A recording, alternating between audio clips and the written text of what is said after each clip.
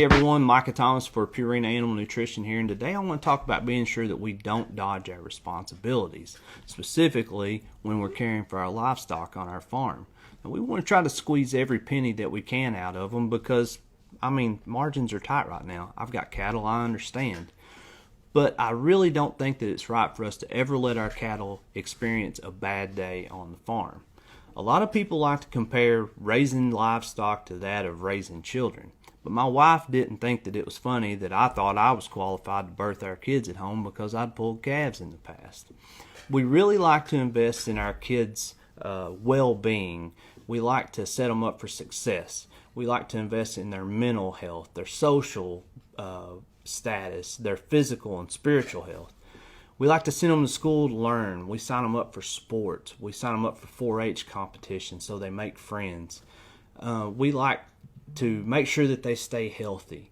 We teach them how to be a good and decent human being, even though a lot of times the world tries to teach them otherwise. In much of the same ways, we need to make sure that our livestock never experience a bad day, just like we don't want our kids to ever experience a bad day. Now, this week's brought some of the most beautiful weather that we ever get to experience here in the Bluegrass State. And with that beautiful weather comes lush green grass, and the best reason, if you don't know, why you don't ever want to stand behind the cow when she coughs.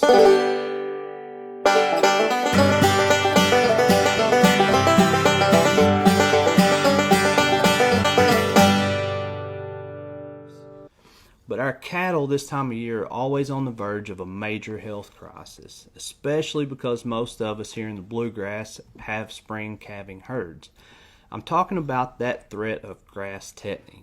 And older cows with nursing calves on their side are always at the highest risk for this. The majority of the time, grass tetany is caused by very low magnesium levels in the bloodstream of the cows. But we can head that threat off very easily just by feeding a high mag mineral. But you need to choose your mineral wisely.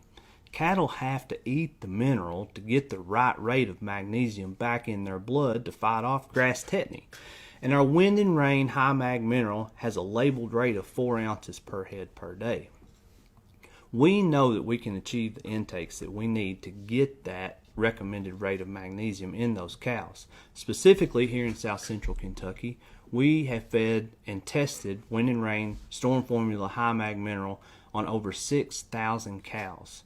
And out of those 6,000 cows, our average rate is 4.2 ounces per head per day. So I'll leave you with this. The economist Josiah Stamp once said that it's easy to dodge our responsibilities, but we can't dodge the consequences of dodging our responsibilities. So don't wait until you feel the effects of grass tetany on your farm before you decide to feed a high mag mineral. Because in America, you're free to make, for the most part, whatever choices that you want. So I'm going to challenge you to choose to raise your kids to be good and decent human beings. Good and decent enough to care for their livestock's best interest by feeding Wind and Rain High Mag Mineral this spring.